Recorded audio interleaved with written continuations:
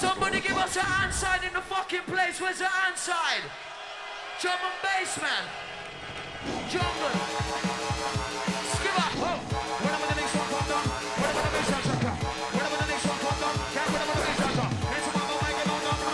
Whenever the drums switch. Can't whenever the next one comes down. Can't whenever the bass drums come. Next one comes down. Run up your hand and after them song. Whenever the rock. Whenever the roll. I'm gonna make the people that know. DJ Hype, let them know. DJ Hype Talking Bollocks, Volume 1.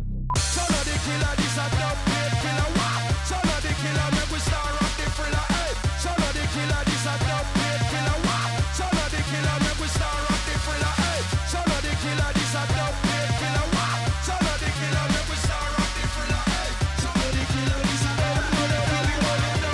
Bust up the dance like it should. Hey. Real good trap. Hey.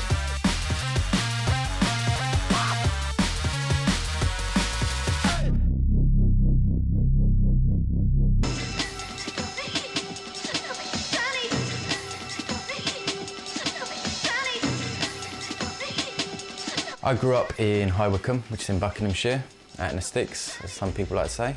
Growing up in the 80s for me was all about the electro, breakdancing, b-boying, and the early signs of hip-hop. That's something I was heavily into. The natural progression for me was just to go into music of some sort. The first thing that I really got into was DJing. Just literally just cutting up on one deck that I had, a little crappy little MIDI hi-fi they had back in the day with a sliding volume.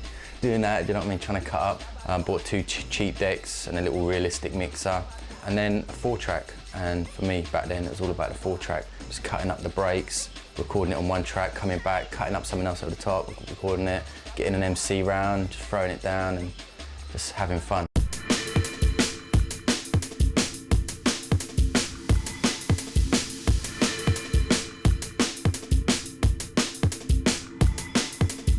Before I was doing drum and bass, I was doing hip hop. That was my first love. Then the whole rave culture came in, and for me, it did nothing for me. The real early stuff, you know, all the housey stuff and the bleeps and smiley face, wasn't for me, man. The thing that gave me the kick up the arse and the sort of understanding about it all was when Ragga Twins and Shut Up and Dance came up on the scene. For me, that was something then I could relate to. They had the breaks, you know, that they had that whole hip hop element and ragga element in there. I could really sort of cling on to that. So that's kind of what drew me into the early drum and bass. From then it was like I said before, it was all about fun, having fun with music.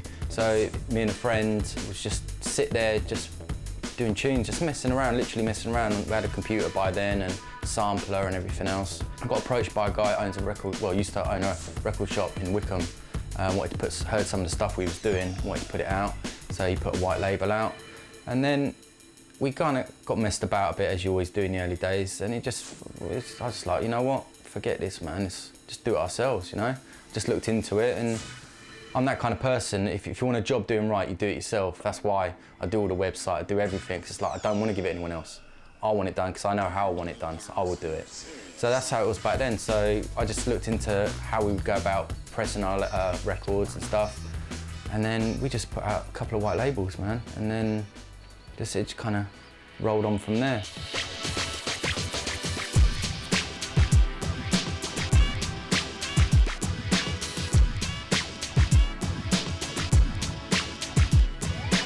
Me and Hype met basically through doing music, through setting up Face Records. Sponge knew Hype. Sponge used to do promotions back in the day, and I think he brought Hype down to Wycombe a couple of times. And it's just me doing tracks and going up there and meeting him one time, and him liking the tracks I was doing. After Face Records, I started my own label called Frontline, and at the same sort of time, he wanted to start a label called Ganja. He didn't know nothing about starting a label, so I just kind of helped him out there. I just sort of done the run-ins of it back then, and just helped him get everything off the ground, and he was just putting loads of releases out on that, and it was doing really well. We're working side by side so much, me with Frontline, him with Ganja. It just made sense to kind of come together and have one solid camp, you know.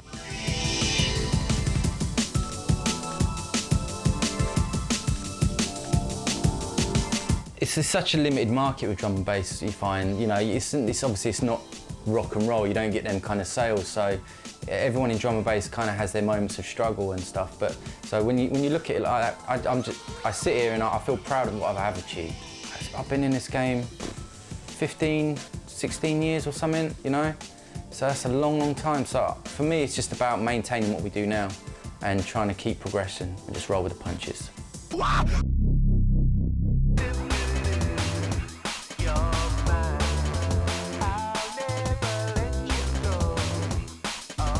I'm from Hornsey, North London. That's where most of my personality comes from. Music was the thing back in the day for a lot of men who didn't really have much of an education. You know what I mean? Music was like the answer, you know, the comfort. Because no one was doing it back then, it was like a special thing, you know what I mean? And somehow got money and went to a studio and tried to produce our track. The music basically kept certain man out of trouble because we was easily influenced, you know what I mean? We was all doing all kind of madness, you know what I mean? Some of us didn't really want to keep up with that side. We wanted to do the music, so I chose the music.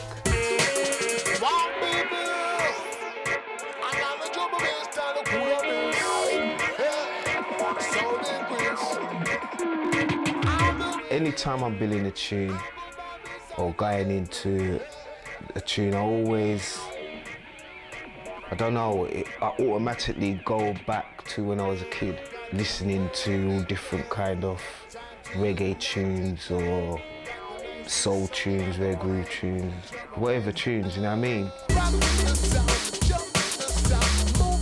Sometimes I could be here just listening to dub, reggae grooves, and I just catch a vibe. Or I just hear a bass sound or a guitar sound or whatever, and I just catch a vibe and try it on drum and bass. My influences from back in the day was Rebel MC, Tell the Truth, and Shut Up and Dance. Because they're real innovators. I think they influence a lot of man my age.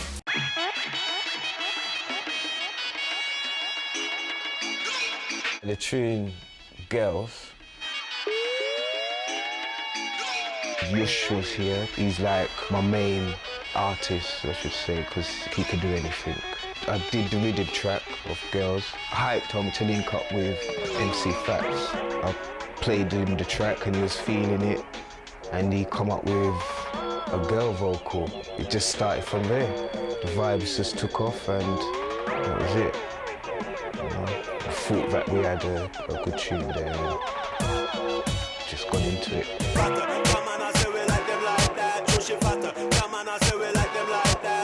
My main focus now is my album, and that's what I'm gonna purely be concentrating on, and Jekyll and Hyde Records.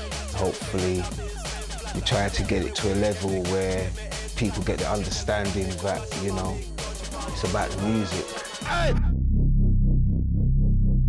Tonight your ever illustrious host on this matinee of madness will be Crystal Clear, the champion beat maker, Riffmaster Code. It kind of all started on AIM, really. We were just chatting on the basis of, you know, he'd heard a few of my tunes and liked them, and you know, we seemed to get on well on AIM, just chatting. And so I was like, okay, you know, you interested then? That was the point when I made the decision that I wanted to join the Players Camp. It's a prestigious camp, so, you know, I definitely wanted to be a part of it. This is something to be featured on the Dubplate Killaz Part 2 album, Return of the Ninja. Crystal Clear, featuring Spiky T. Okay, Blaze.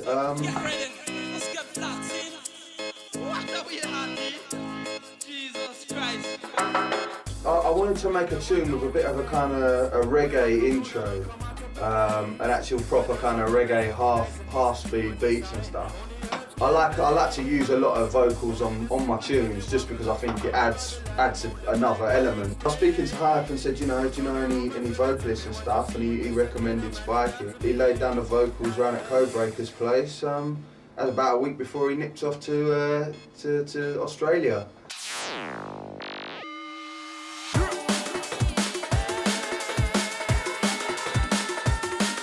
More music, just getting in the studio as much as I can, developing my sound, which, you know, is going to be a hybrid of various different sounds, and just learning more because, you know, I'm at an early stage, so I'm still filling my head with how to do things.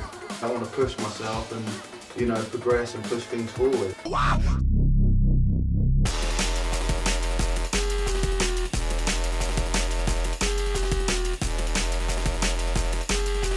I used to do Cool FM in Birmingham, pirate radio, worked in a record shop for 2 years, going to clubs and getting paid £20 and sometimes getting paid nothing. You know, all the experiences you need to become the part of drum and bass, you get all the crappy experiences and then all of a sudden you get signed to a big label and everything was all well all of a sudden.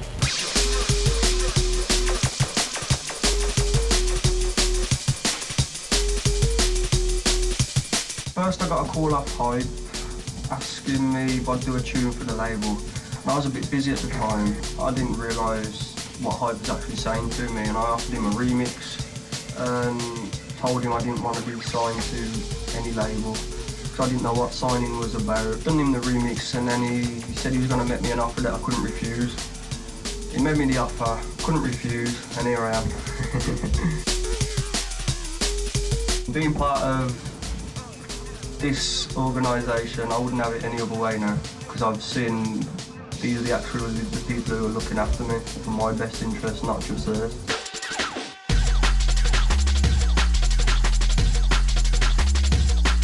I listen to all different types of music. I watch a lot of films, I sample a lot of films. When I'm making music myself, I've always got the telly on in the background and you know, you pick up influences off all types of things in life rather than just music.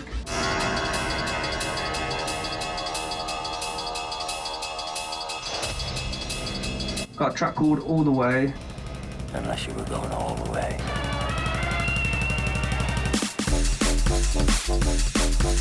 All The Way is a bouncy tune with, it's got a little sample of Transformers in the intro.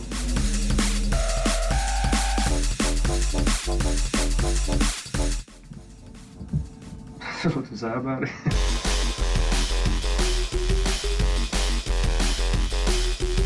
The main reason I work by myself is because I work at night, but I'm looking into working with other people because I'm sure there's a lot to offer by doing that. I spoke to G-Dub, we're going to get something going on, and I've never met Crystal Clear, but hopefully I will soon, and we'll get something done there as well. I really do want to try and work with other people because it's been ignorant, just doing it on my own.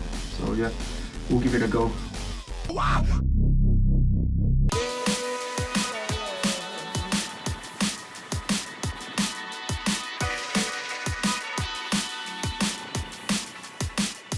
I've always been into music. All music still am. It's not just drum and bass. It's just actually what I like to make and what I like to play, DJ, you know. I learned to play guitar when I was about 14 to make mine play the drums. And you want me to play guitar and I want to play guitar and all that.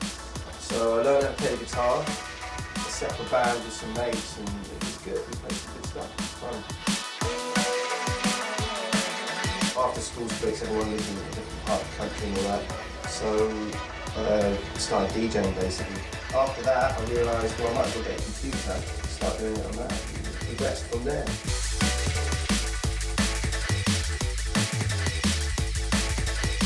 I sort of started DJing back in the 80s. But not right into it sort of thing, just putting a record on and then put another record on, but it was more like hard hip hop. And then I think it placed influence from Soul to Soul.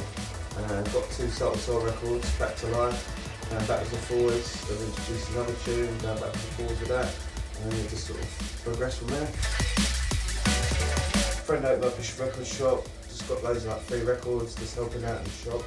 And then I used to go around a friend's house jamming on his decks. And ever since, I just can't stop getting off the decks.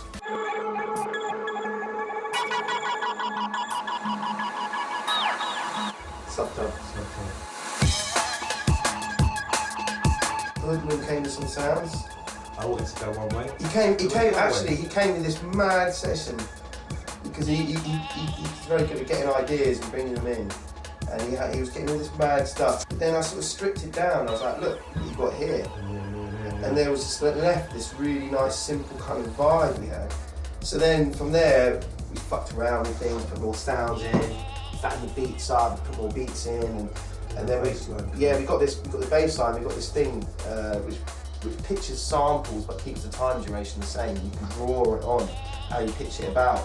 So and it works really well with sub, better than it does with with sub. It almost makes it fatter.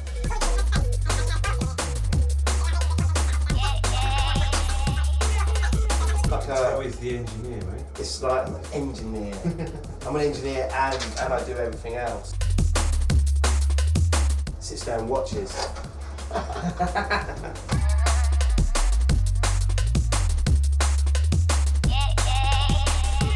Who?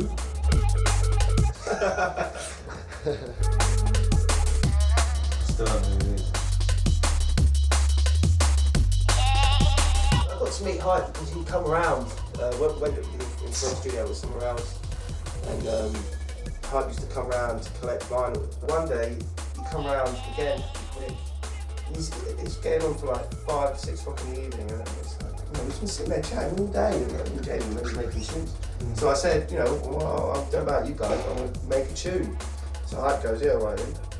And I thought, oh yeah, cool, okay. And then Jamie was like, yeah, all right. And we decided, well, we'll all go away, get bits, and come back together.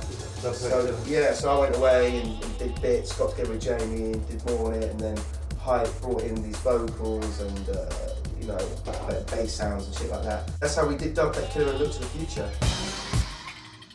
Look to the Future was more, we were all in the studio at the time and sort of really put that together like that. But Dubplate Killaz was we all came with our separate pieces and put it together and it worked.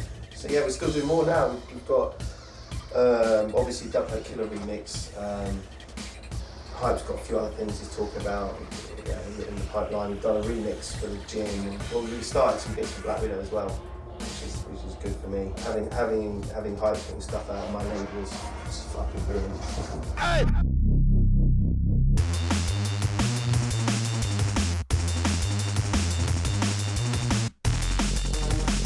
Right, roots and culture. Yeah, we're both from up north. He's from Newcastle, I'm from Sunderland. Which is normally not a good mix, but somehow we've kind of managed to make fun. I think Geordies and Mackhams are famous for fighting like cat and dog.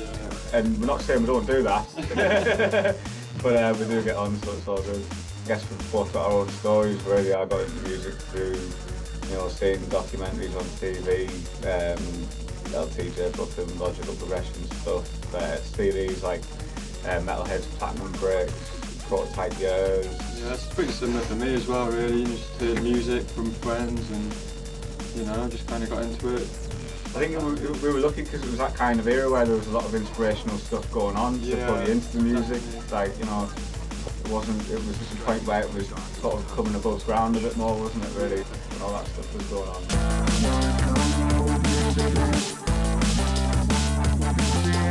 Basically, Hype just approached us, after a bit and said, if you want to come and work for us, we want to take some new tunes. It's weird because he was always kind of in the background from a certain point. Yeah. But we never thought for a second that would actually end up signed to True Players, Ganja. Hype as a mentor and a boss, is second to none from what I've seen and heard so far. I mean, he's on the phone to you all the time saying, I think you can improve this, I think you can improve that. That was all right, but I know you can do better. And we hadn't had that for a long time because people just get complacent. That's what they make, just throw all that out. You know what I'm saying? And our music's improved leaps and bounds, and I think that is solely down to the Hype pushing us. You know what I'm saying? Someone who knows what we need to do to take our music to the next level for us to progress. One chord damage.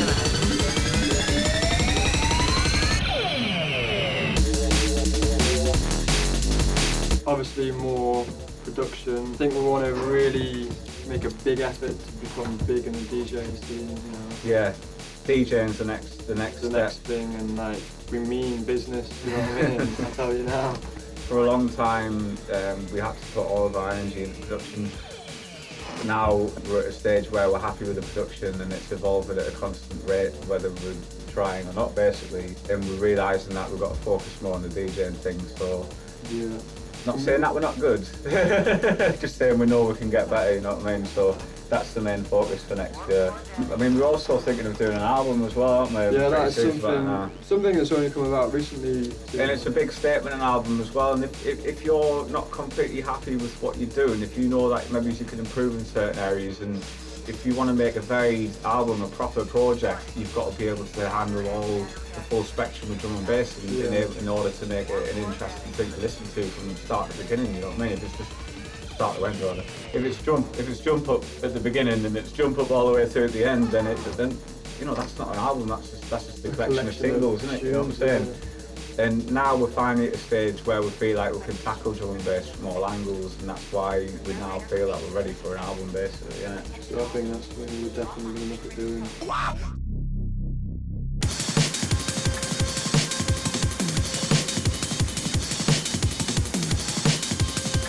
Followed my brother again, really. He started DJing, he was DJing like hardcore and stuff like that, and rave music. Then he just picked up some jungle records one day, and I heard it and I was like, yeah, it's bad, I wanna do that. I think stuff that influenced us the most was Prototype Years CD, like the compilation, just all the sci-fi stuff on that, and all the stuff on Good Looking Records for like the atmospheric stuff. Started DJing, then Adam started making tunes, then started making tunes after him, just took it from there.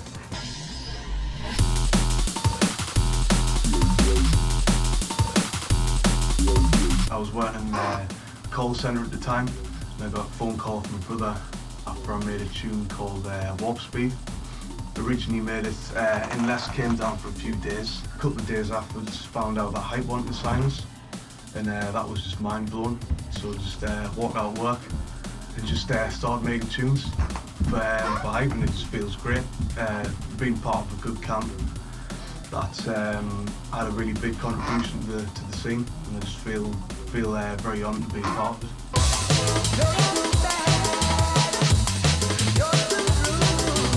Biggest influences is films, I'd say. Films like old sci-fi stuff, Blade Runner, that was a huge influence on us, just like the sounds, just old sci-fi stuff and horror stuff, just like all the atmospherics and on it and just all that kind of stuff. Influenced by old school like hip-hop, electro, hardcore, just about anything from when the time I was growing up. Like even stuff like Subliminally, like just like 80s music, like all the underground stuff and the pop stuff, just about anything that you hear, you know what I mean? Just gets stuck inside your head and you don't realise it, but it does, and it just starts to come out. So yeah, I suppose influence just vibe out everything around. Hey, but what you gonna say? But what you gonna do? Generation dope and Taxman no past you. Said Taxman no fast, we are rolling show. No different kind of stuff we put in the venue. Yo, yo, yo, yo.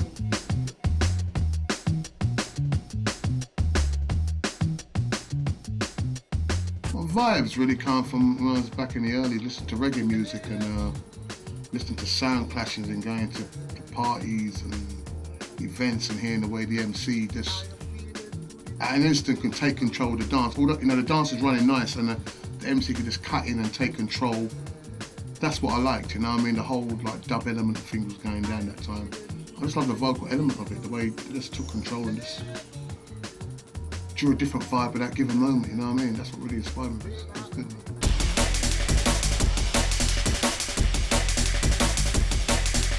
I just like to sing, and obviously if I do a tune that gets big, then so be it. But I love all my tunes, and obviously the big ones, all in good. You know what I mean? I don't know if they're going to go big. If the crowd takes to them and it goes big, then this is like it goes big. Love it. As for the artists, I just go with them and I take my vibe. I don't take their vibe. I take my vibe and they enhance my vibe with whatever they're doing and how they see their vision. And at the end of the day, we just get something that's nice, and it, you know, 9 times out of 10, it comes out really well. It's a different kind of flavor for everybody. On your mouse, get set, you ready.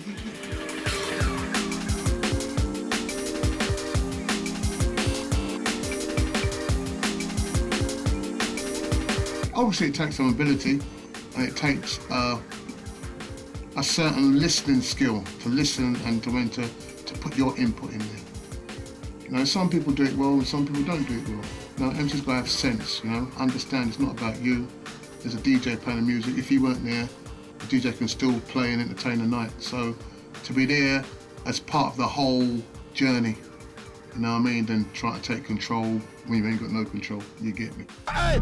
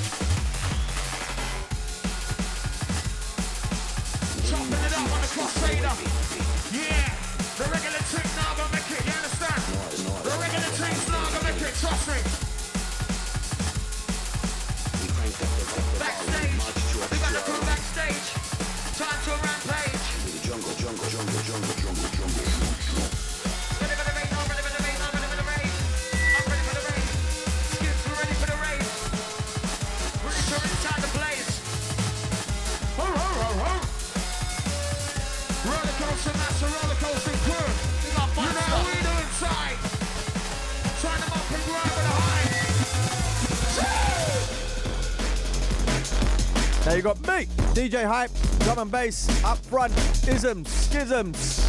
Yeah, mate?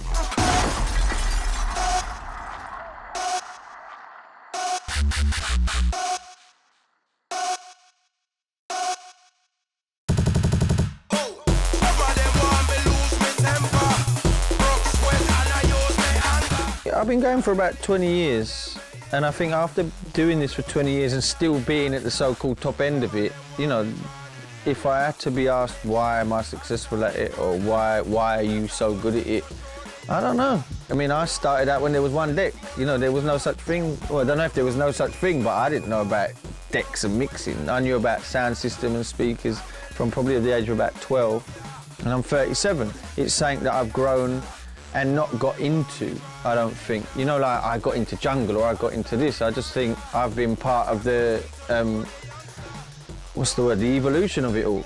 And I think my success is down to hard work, feet on the ground.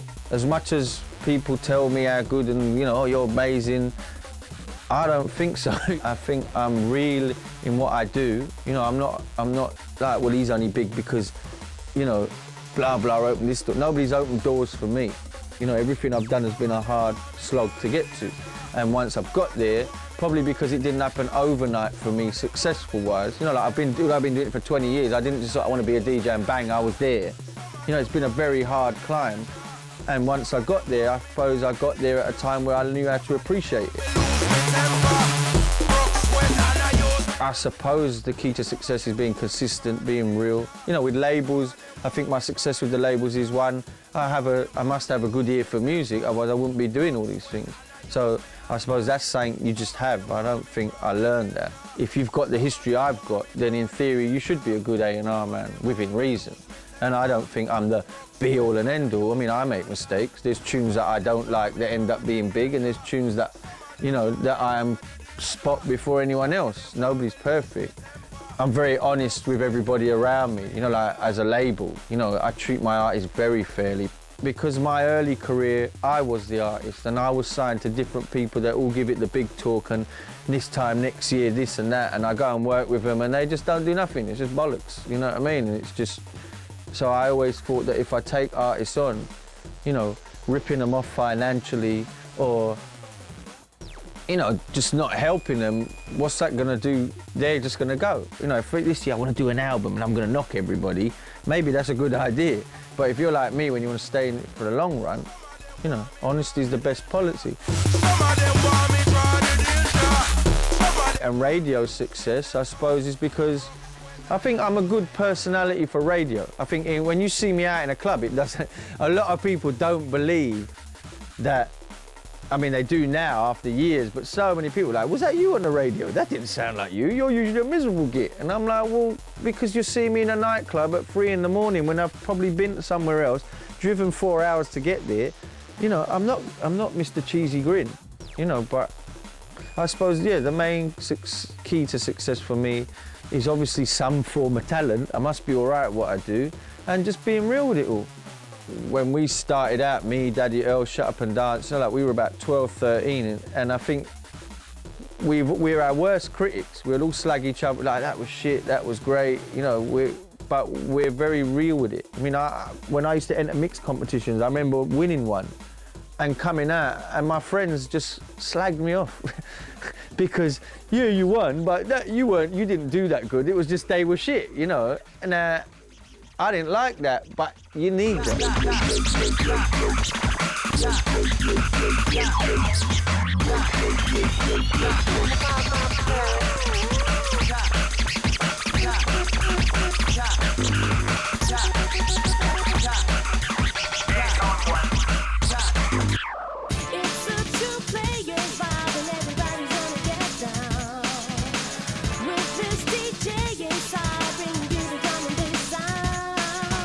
My first experiences with DJing started, like, as I said, I started off on a sound system. When we originally started back then, nobody had 2-deck. There was no such thing as 2-deck mixing, and I don't think there was anyway. And basically we used to have, it was all about how many bass, you know, how much bass you can blast out your speakers, how powerful your amps are, and people chatting. I mean, back then you used to call the MCs, used to be called the DJs. You know, like if you were someone who MC'd on a mic, you were called a reggae DJ. So, you know, Daddy Earl, Smiley and PJ, they used to DJ. And I used to basically mix down one deck. We used to have a tower of amps and little sound effects. I used to actually stand on a chair because I wasn't tall enough to reach the deck. You know, like the deck was stacked. And that was the thing. If you look at early sound, I don't know what it's like now so much, but back in the early 80s, you know, it would be like an amp case that was just go on as high as you could get it. That was like your Prestige and all your speakers. And I basically used to just simply volume off on, bang, bang, jank, jank, like reggae mixdowns they used to be called. And I used to EQ the sound system. And that was my first kind of role, you know, touching a deck and using it. And then, I'm not sure, I think it was about 1982 or 81, the whole, you know, like hip hop, it wasn't known as hip hop then, and it was just creeping in, you know, like through the pop era. I mean, Buffalo Girls, Planet Rock, Africa Bambaataa and Planet Rock basically come along. And the sort of influence of Africa Bambaataa and that whole Zulu Nation thing, which they were promoting over here at the time, probably just, you know, to showcase this style of music from America. And I remember watching a TV program and they were talking about scratching. And the guy's like, yeah, anyone can do it. All you've got to do is like get your deck. And if you've got a deck in your living room, go and have a look or try your mum's. And in them days, I used to have one of these stacks. I lived at home with my mum. And I had a stack like this in the bedroom with one amp and a deck. And I went in there and just put on a record and was just like flicking it basically and realising, look, I can do it. I can scratch, look. And I was like, and then I remember showing Smiley, and he was like, you're really, like, I was probably shit at it, but to him it was like, that's fucking brilliant. He's like, if you did that properly, you could put that on the sound and da-da-da. So I started just practicing alone, you know, like nobody teaching me, just flicking the record basically. And that was my introduction into kind of using a deck. And then it developed, obviously we needed a second deck. And them days I didn't have pitch control. So I had 2 decks in the end that were belt drive, no vary speed. So I learnt to scratch before I could actually mix. I had a mixer that didn't have a crossfade or a headphone socket, just had these upfades. So I just used to do these weird mixtapes, you know. Our heyday probably was about 17 when we actually got it together properly. And we'd do bluesies all around Hackney. I'd kick off a house and basically 5 floors, you know, like 5 rooms in a house, put all this in, do our own flyers. And in a night, you'd hear reggae, you know, you'd hear reggae being cut up with like Daddy Earl chatting over it. You'd hear your run-of-the-mill hip-hop, LL Cool J, you know, Run DMC. You'd hear Rare Groove. You'd get Smiley and PJ rapping, and I'd cut up breaks for them. And at that time, it was weird because I don't think the audience was necessarily ready for it. You know, like, We had it all. We really believed we had it all as well. We were young and we were so, you know, when you're young, you're really inspirational and fired up. And a lot of people that I know, big names that have gone on to become big in like, whether they're an R&B or hip hop DJ or producer, that hated the music back then. Oh, it's samples, it's not real, it's not this, you know. So that, my whole tooth deck thing come from there.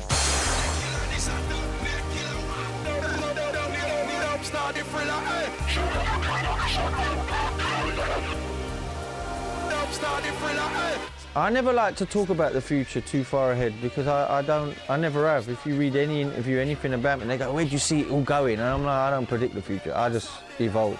I suppose the natural progression on label-wise is more album projects, you know, and hopefully getting each artist, whether it be potential Badboy, Hazard or G-Dub, to work towards doing albums. For myself personally, obviously the DJing, you know, and going around the world and spreading the love, as they say, and hopefully maybe after this Dubplate Killaz, probably try and get another mix CD out. I mean, I usually have about one a year, 1 or 2 a year, if I'm lucky, but who knows? The Players' Nights is ongoing at Fabric. You know, everything's healthy and tidy. I think I'm going to be on a few more festivals for 2006 as a DJ, but that's about it. I mean, I've been doing this so long now that I just like sustaining where I'm at. I enjoy doing radio, I enjoy playing in clubs, I enjoy owning labels and sharing what I've learned over the years with artists and hoping that what I know can help them come forward. And that's it, man, and being loved by you all, darling.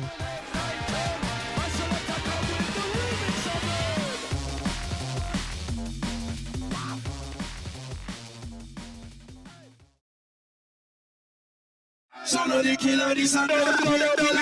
Dubplate, toss up the dance like it should.